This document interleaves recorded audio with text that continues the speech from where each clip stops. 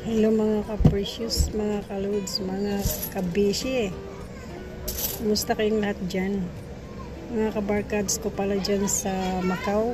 Shout out sa inyo, Inday Pina, Sis Yuli, Nida, uban pang mga kabarkads ko dyan. Di ko na kayo maisa-isa kasi sa dami ninyo. Alam nyo na. Sa 8K, shout out Day Marlene. Kumusta ng life natin dyan? Ingat kayo lagi dyan. Dito ako, ito sa munti kong tindahan ngayon. Dito na lang ako nagstay. Hindi na ako nag-work. Ito na lang pinagkaabalahan ko dito sa Pinas.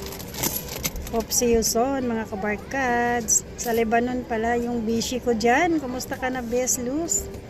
Si Sis Jean, kumusta na kayo dyan sa Lebanon? Ingat kayo lagi.